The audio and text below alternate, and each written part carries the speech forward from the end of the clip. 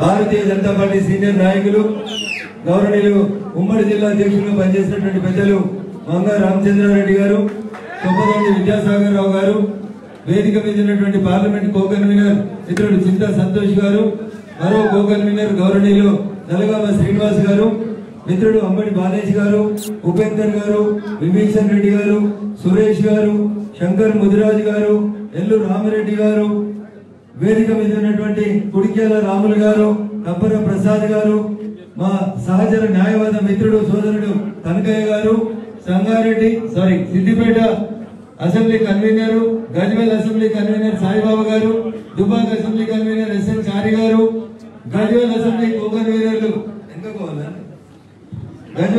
కో కన్వీనర్లు గౌరవనీయులు మహేష్ గారు, సురేష్ గారు, వేదిక మీద ఉన్నటువంటి పెద్దలు వెంకటరమణ గారు, కానగంటి శ్రీనివాస్ గారు, కుమారాణి గారు, సురేష్ రెడ్డి గారు, మహిళా మోర్చా అధ్యక్షురాలు గారు, మీరందరూ స్ఫూర్తిగా తీసుకోవాలి. పెద్ద మనిషి ఉన్నాడు వేదిక మీద, పేరు బాబురెడ్డి గారు, భూంపల్లి. ఒకసారి నిల్చో బాబాని.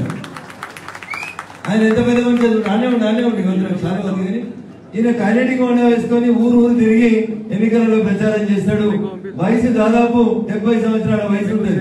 అయినా భారతీయ జనతా పార్టీ మంది పెద్దలు జస్వంత్ రెడ్డి గారు, రామరెడ్డి గారు, సత్యన్న గారు, సురేష్ గారు, అధ్యక్షుడు మిత్రుడు నరేష్ గారు, ఇంకా వేదిక మీద ఉన్నటువంటి పెద్దలందరికీ, ముఖ్యంగా ఆర్యవైశ్య సంఘం సిద్దిపేటలో ఒక కదలికను తీసుకొని వచ్చి సిద్దిపేటలో కూడా భారతీయ జనతా పార్టీ పునాదుల్ని గట్టిగా విస్తరింపజేయవచ్చు అని చెప్పి ఒక మంచి లక్ష్యంతో ముందుకు వచ్చినటువంటి పెద్దలు మిత్రుడు రాజు వీరేశం గారు, అమర్నాథ్ సేవా సమితి అధ్యక్షుడు పెద్దలు భూపతి గారు, వారితో పాటు వారి సంఘ సభ్యులందరూ, అంతేకాకుండా సూర్యునితో పోటీపడి 45 డిగ్రీల టెంపరేచర్ లో కూడా అప్పుడప్పుడు మా యువ మిత్రులు ఇబ్బంది పడ్డా గానీ ప్రతి ఇంటికి పోయి బొట్టు పెట్టి రగన్న గెలిస్తే మేము గెలిచినట్టని కష్టపడ్డ మా మాతృమూర్తులకి, మా అక్కా చెల్లెళ్ళకి, నాకంటే ముందు మాట్లాడినటువంటి పిట్ట కొంచెం కూత కనకాడం మొదలు పెట్టిన చిన్నగోడూరు మండలాధ్యక్షుడు, తొగుట మండల పార్టీ అధ్యక్షుడు, గజ్వేల్ మండలాధ్యక్షుడు, అదే రకంగా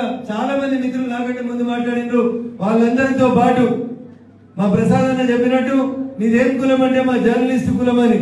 జర్నలిస్టులు మిత్రులు కూడా అనేక అవస్థలు ఏర్పడినప్పటికీ కూడా మా కంట్రిబ్యూటర్ల కేంద్రాల ఇన్ఛార్జీలకి, మండల పార్టీ నాయకులందరికీ పేరు పేరున శిరస్సు వంచి ఆపేస్తే వేరే వాళ్ళు బాధపడతారు.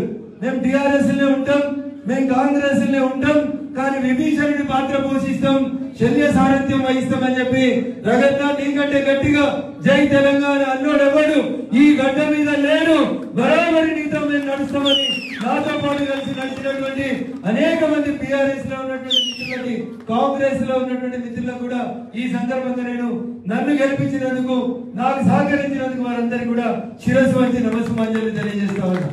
ఎందుకు వచ్చింది ఈ మార్పు? ఎందుకు వచ్చింది సిద్దిపేటలో అంటే అన్ని ఏకపక్షమే అయిపోయిన తరుణంలో 20-25 ఏళ్ల నుంచి అన్ని ఒక్కడే కనబడుతుంటే అధికారం అహంకారంగా మారి కన్ను నెత్తికెక్కి కన్ను మీద కనబడకుండా తనకంటే వయసులో పెద్దోళ్ళైన వాళ్ళని కూడా సర్పంచులు, ఎంపీటీసీలు, జడ్పీటీసీలు, మున్సిపల్ చైర్మన్లను కూడా ఏంటిరా ఎక్కువ మాట్లాడుతున్నావు అని అహంకార పూరితంగా మాట్లాడితే సలసల మరిగిన తెలంగాణ పౌరుషం 2 దశాబ్దాలుగా ఎదురు చూసింది. సిద్దిపేటను ఏకపక్షం నుంచి ప్రజల పక్షం తేవాలని ఆశపడ్డ ప్రతి ఒక్కరు ఇలా సిద్దిపేటలో రఘునందన్ భారీ మెజార్టీ కోసం పనిచేసిండు.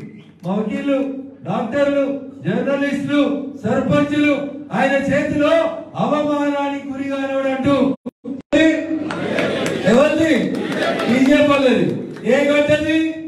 మన మెదక్ గడ్డది. అది గుర్తుపెట్టుకోవాలి మీరు. టీవీలలో సర్వేలలో చెప్పుదురు బీఆర్ఎస్ 0 నుంచి 1. ఎన్ని? 0 నుంచి 1. ఏది 1? ఏది ఎవ్వరు చూడు మెదకనే చెప్తుండే. వాడికి కత్తి కాదు, నెత్తి కాదు. ఇలా కష్టపడ్డలో మనం, కొట్లాడినలో మనం, బూతులలో కనబడ్డలో మనం. వాడు టీవీలో కూర్చొని ఒకటి గెలుస్తుంది టీఆర్ఎస్. ఎడ గెలుతుంది? మెదక్ గెలుతుంది. వారికి మెదక్ తెలియాలి, మెదక్లో ఊర్లు తెలియాలి, ఇక్కడ కార్యకర్తల కష్టం తెలియాలి. ఒక్కొక్కటి 45 డిగ్రీల టెంపరేచర్ లో సూర్యుడితో పోటీపడి కొట్లాడిన మా బీజేపీ కార్యకర్తల కష్ట ఫలితమే తెలంగాణలో గులాబీ జెండా లేకుండా చేసిన పార్లమెంట్ లోపల చేసినవా ఆకలైతుందా ఇంకా భయపడుతుందా ఇంకా సిద్దిపేట భయపడుతుందా పోయినా రోజులు పోలేదా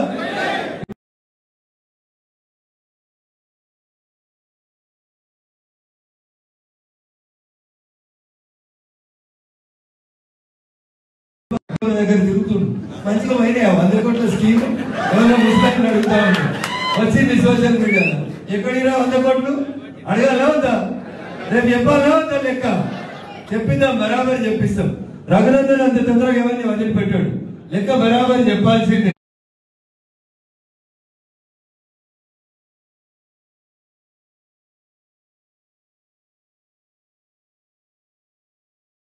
అంకితం ఇవ్వాలి మన ఈ గెలుపును ఎందుకంటే అసంతోళ్ళ ఉసురు ఎసంటానికి తాకుతుందంటే ఇంకొక ఇసంటానికి తాకుతుంది పైసలు ఉన్నాయనే అహంకారంతో పోలీసు వాళ్ళని పెట్టి రాత్రి మీడియాను రాకుండా జామర్లు పెట్టి ఇదేదో నిజాం నవాబ్కి ఎస్టేట్ లాగా సిద్దిపేట జిల్లాను పాలించిన మూర్ఖులందరికీ కూడా ఈ ఎన్నిక ఫలితం ఒక గుణపాఠం అనేది మేము దయచేసి వాళ్ళందరికీ చెప్పాలి ఒక్కరు మాట్లాడలే మీడియాను కూడా మాట్లాడలేకపోతున్నారు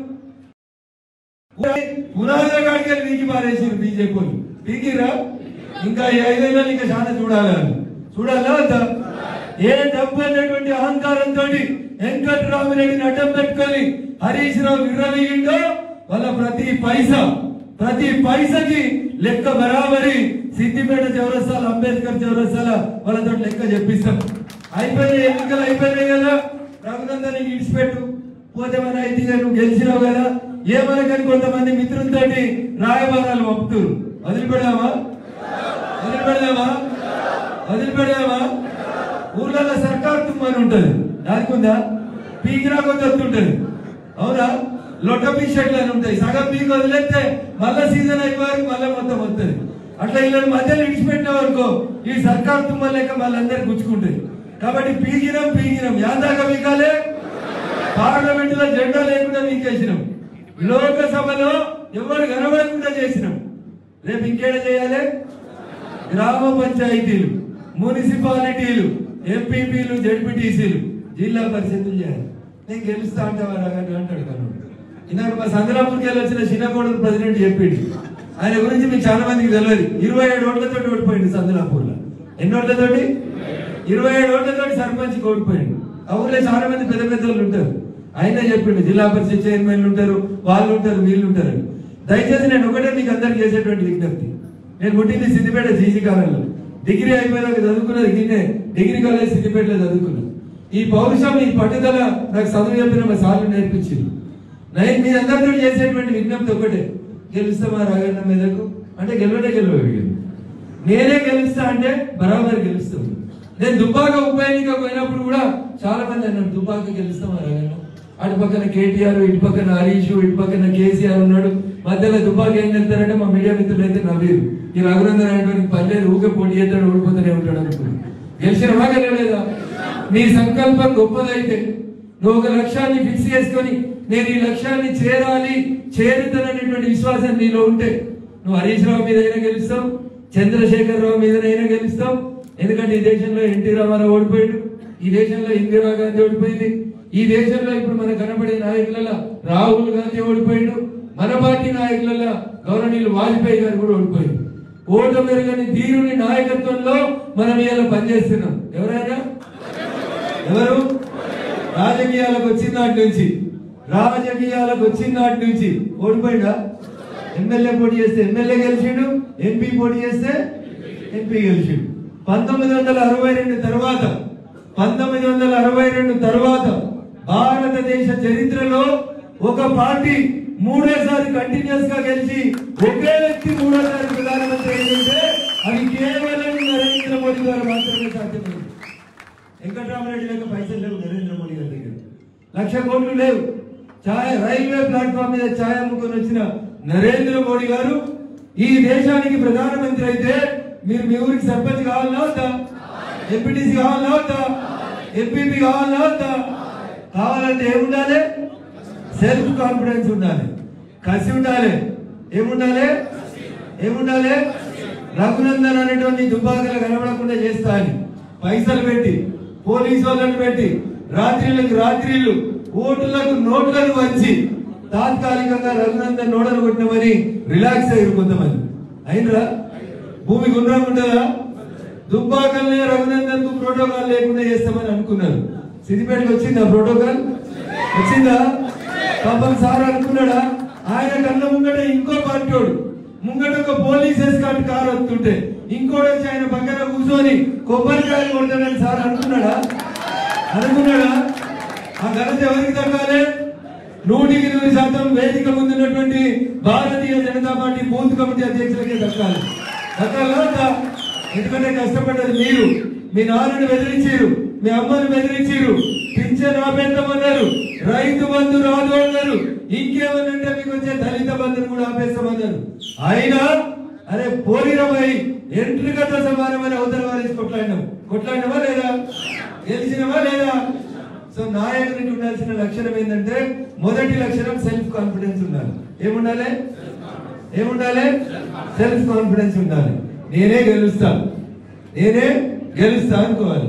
ఆయన మున్సిపల్ చైర్మన్ అరే వాడు ఎవడైతే నాకే నిలబోయి వానికి కూడా గవే 2 కాళ్ళు ఉన్నాయి, నాకు కూడా గవే 2 కాళ్ళు ఉన్నాయి. So this should be your spirit. అన్న ఆయన 100 కిలోల బరువు ఉన్నాడు, నేనే గెలుస్తా, వాడు 100 ఉండని 200 ఉండని. నీ లోపల ఫస్ట్ ఉండాల్సింది ఏంటంటే నువ్వు ఒక లక్ష్యాన్ని ఫిక్స్ చేసుకో. నిన్న దాకా రగన కోసం కష్టపడ్డారు, రేపటి నుంచి ఎవరి కోసం కష్టపడాలి? మీకోసం నేను కష్టపడాలి.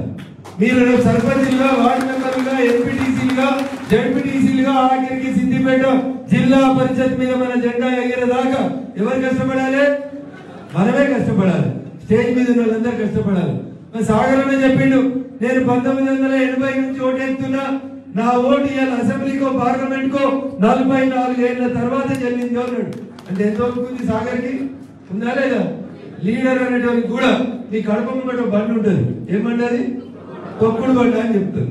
తొక్కుడు బండికి నన్ను తోపుకున్నాను. 44 ఏళ్ళ వల్ల ఆయన ఎంత ఒప్పుకున్నాడో మీరు చూసి.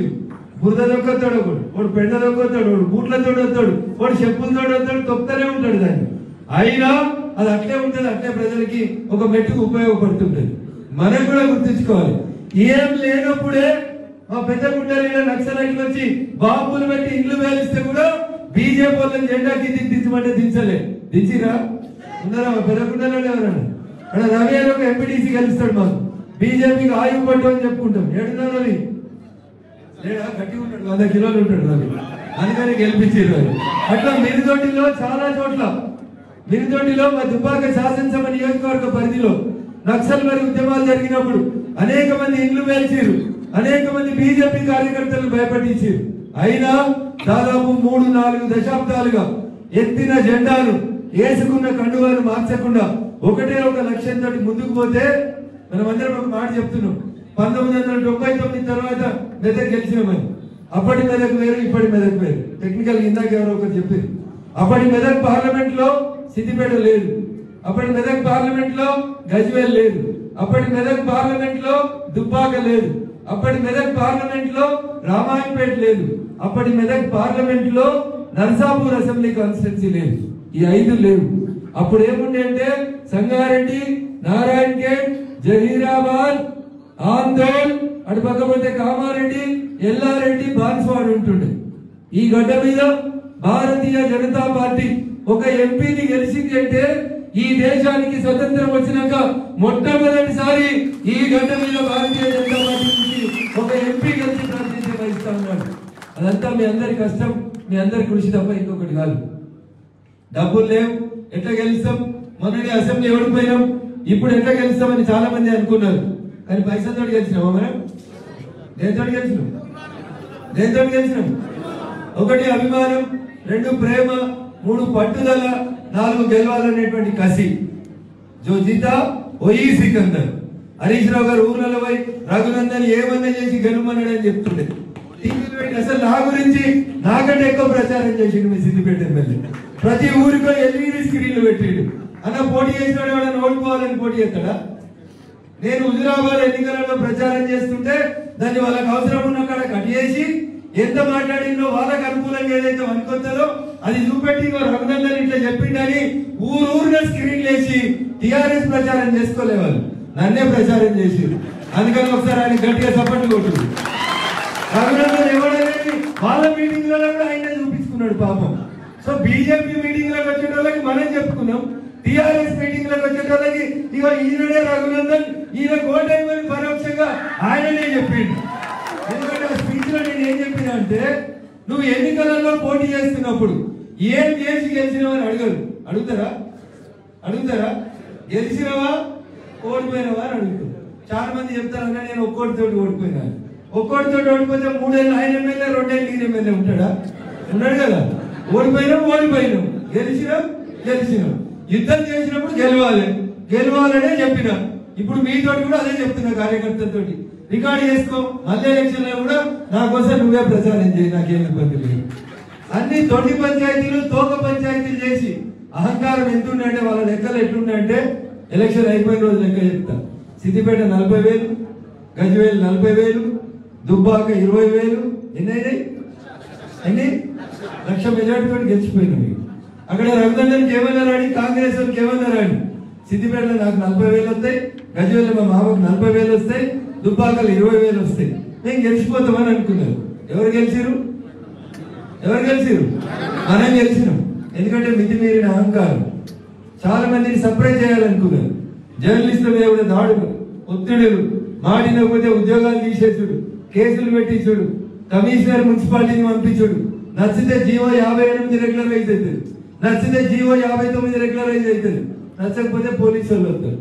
ఒక ఆయన ఉన్నాడు, ఆయనే SI, 1 town SI, 2 town SI, traffic SI, 1 town CI, 2 town CI, తర్వాత ఏసీపీ, ఆ తర్వాత గేట్ కాడ సెక్యూరిటీ, ఇట్లా చాలా కొలువులు చేయించుకున్నాడు పోలీసు వాళ్ళతో కూడా. ఆ యూనిఫామ్ లో కూడా తీసేసి ఇలా ఉన్నాడా?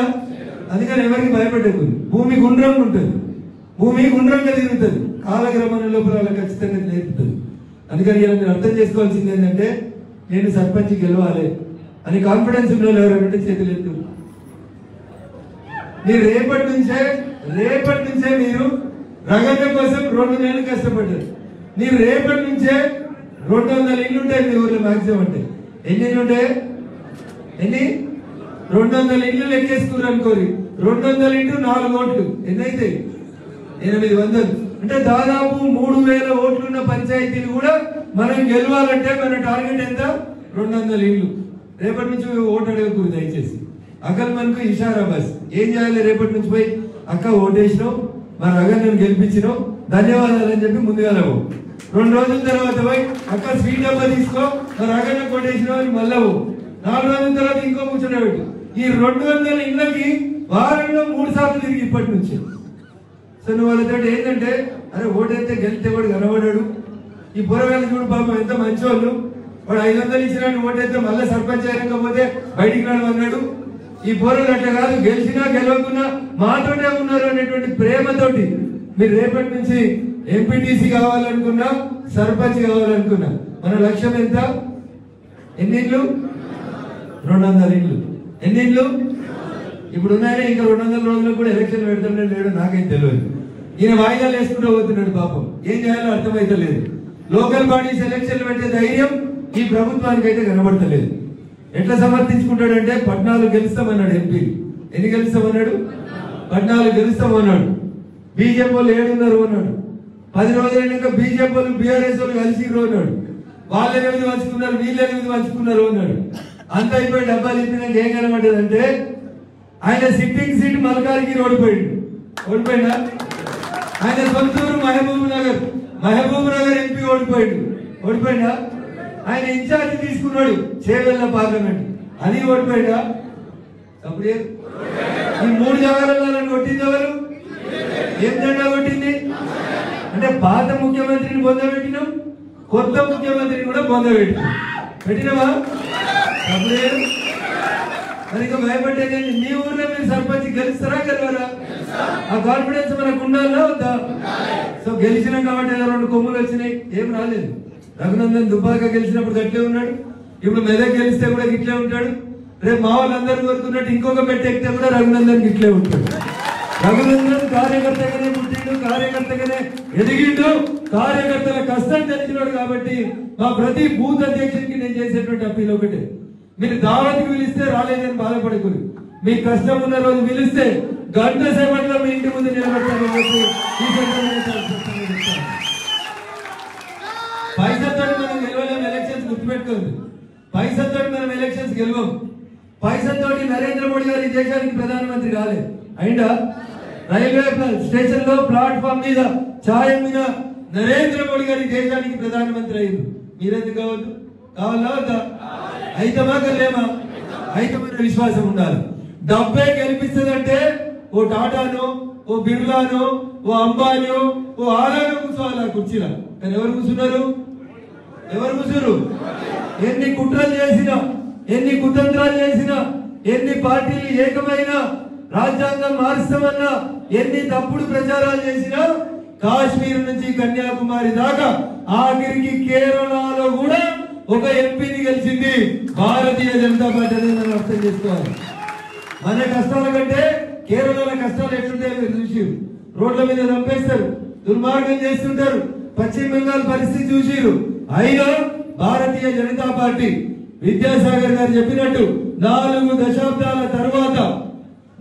దశాబ్దాల తర్వాత మూడోసారి కంటిన్యూస్ గా ఈ దేశానికి ప్రధానమంత్రిగా గెలిచినటువంటి పార్టీ భారతీయ జనతా పార్టీ. వచ్చేసారి కూడా 5 ఏళ్ల తర్వాత కూడా గెలిచేది ఎవరు? ఇవాళ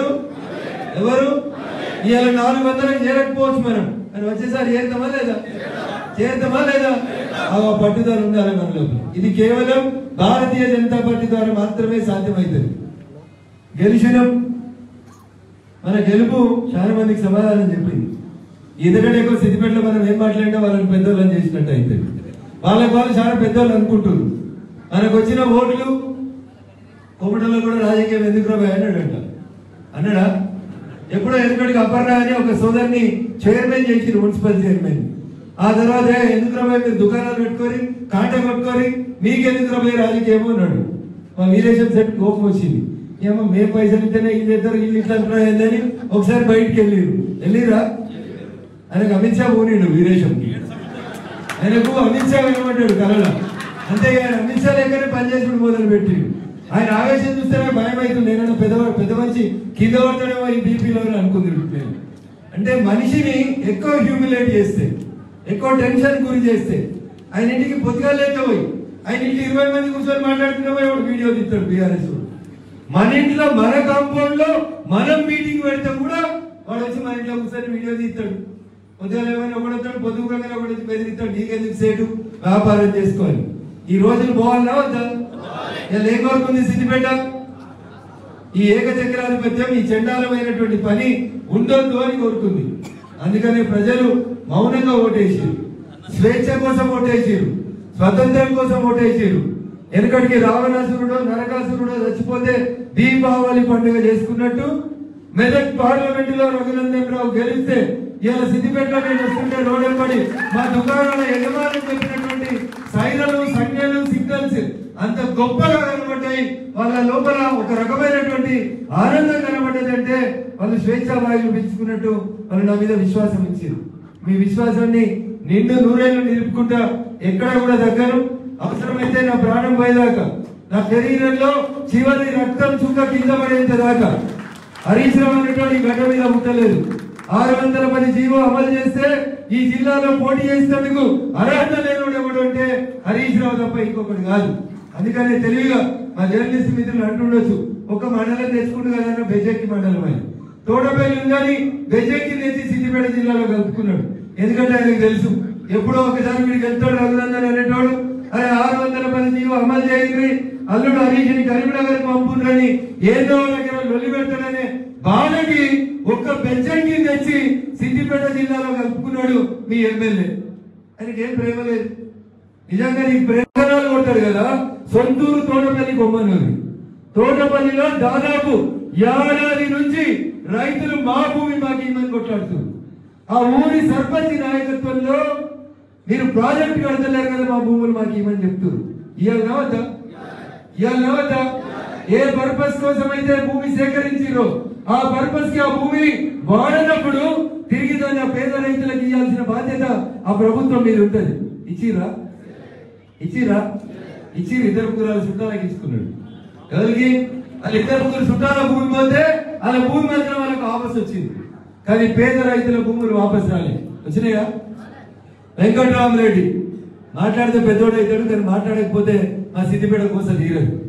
ఎందుకంటే ధరణిలో అవకతవకలు చేసి గజ్వేల్లో, ములుగులో, వర్గల్లో, క్షీరసాగర్ ఊర్లో ఎక్కడెక్కడైతే ధరణిని బ్లాక్ చేయొచ్చో అక్కడ బ్లాక్ చేసి 22A కింద వీటిని రిజిస్ట్రేషన్ చేయొద్దని రాసి మేము కేంద్ర ప్రభుత్వం కొండా లక్ష్మణ్ బాబూజీ పేరిట ఒక హార్టికల్చర్ యూనివర్సిటీ ఇస్తే దాంట్లో గెస్ట్ హౌస్ పెట్టుకొని గజ్వేల్ శాసనసభ నియోజకవర్గంలో పేద ప్రజలకు అసైనటువంటి భూములన్నింటినీ ధరణిలో మార్చుకొని సంతకం పెడతావా సస్తవాని ములుగు గెస్ట్ హౌస్ లో 2 సంవత్సరాలు రాక్షస పాలన చేసి గజ్వేల్ నియోజకవర్గ రైతుల దగ్గరికి వెళ్ళి గుంజుకున్న ప్రతి భూమిని వెంకట్రామరెడ్డి జర కాన్ కోల్కే సునో 30 రోజులలో ఎవరి భూమి వాళ్ళకి రైతులకి తిరిగి రిజిస్ట్రేషన్ చేయకపోతే బిడ్డ ఎరుకడికి నక్సలైట్ల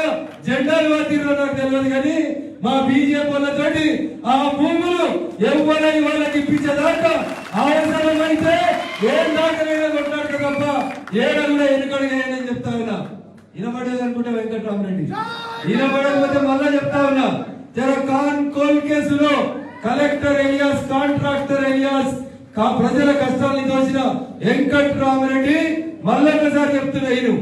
గజ్వేల్ నియోజకవర్గంలో నీ బినామీ కంపెనీలు, నీ కంపెనీ రాజపుష్ప పేరిట ఇంకా ఎవరెవరి పేరు మీదనైతే దళితుల భూములు, పేదల భూములు, అసైన్మెంట్ భూములు తహసీల్దార్ ఆఫీసులో రికార్డులు కాలిపోయినాయని చెప్పి నీ బినామీల పేరిట రాసిన భూములకి 30 రోజులు గడిపిస్తున్న వెంకట్రామరెడ్డి మర్యాదగా భూములు వాపసు ఇవ్వకపోతే కోర్టులు, పోలీసులు రఘునందన్ గడ్డం గారు ఆపుతే కూడా ఆగం.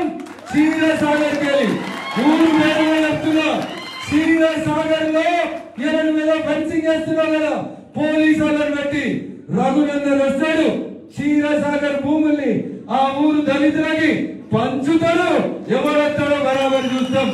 మిస్టర్ రేవంత్ రెడ్డి, నీకు నిజాయితీ ఉంటే నీ పొంగులేటి శ్రీనివాస్ రెడ్డి రెవెన్యూ మినిస్టర్ కు నిజాయితీ ఉంటే గజ్వేల్ అసెంబ్లీ నియోజకవర్గంలో చుట్టరికం లేకపోతే తప్పు చేసినని శిక్షిస్తానే ధైర్యం రేవంత్ రెడ్డి అనే ముఖ్యమంత్రికి ఉంటే వెంకట్రామరెడ్డి భూముల మీద విచారణ జరిపించమని పొంగులేటి శ్రీనివాస్ రెడ్డిని, రేవంత్ రెడ్డిని సందర్భంగా డిమాండ్ చేస్తున్నా.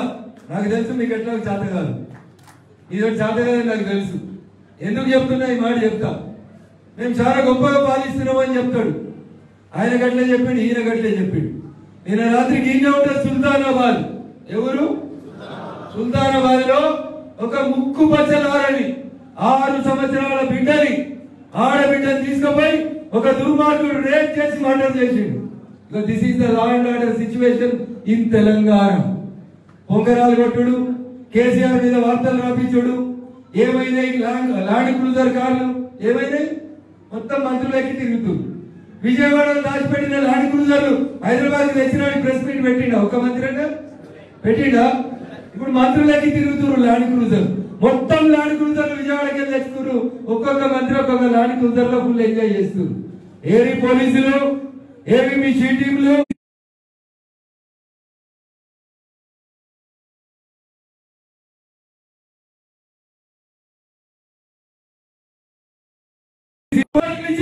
నీళ్ళ మంత్రి బయట ఎందుకున్నాడు రేవంత్ రెడ్డి అని అడుగుతున్నావు.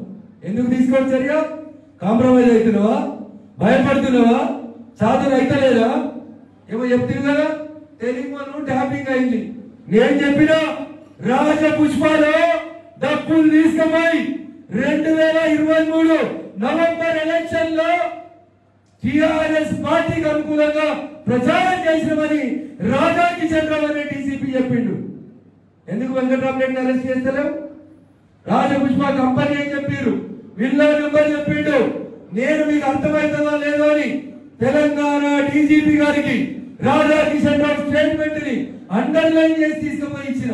సరిగా ఈ స్టేట్మెంట్ కింద వెంకట్రామరెడ్డిని అరెస్ట్ చేయమని చేయలే. ఇవాళ ఎందుకు చేస్తలేం? ఎలక్షన్ కోడ్ లేదు కదా, ఎందుకు చేస్తలే? 100 కోట్లకు ఎకరం కొన్నాడు కదా వెంకటరామరెడ్డి. చెప్పినా కదా రేవంత్ రెడ్డి, దాంట్లో కేసీఆర్ కు వాటి ఉందని. మరి వీళ్ళు ఎందుకు ఆ భూములను తిరిగి తీసుకుంటలేరు? మీకు కూడా ఏమైనా వాటా ఇచ్చిరా? పొంగులేటి శ్రీనివాసరెడ్డి గారు ఏమైనా సెటిల్మెంట్ చేసిరా? ఆ భూములను ఎంత తీసుకుంటామన్నావు కదా, చాలా మాట్లాడినావు కదా. ఏది కేటీఆర్ ఫామ్ హౌస్ ఏది?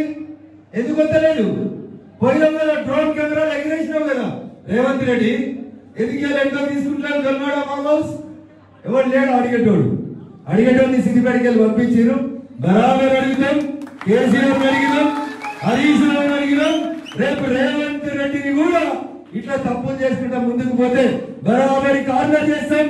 ప్రజల పక్షాన నిలబడతాం, ప్రజల గొంతుకగా నిలబడతాం.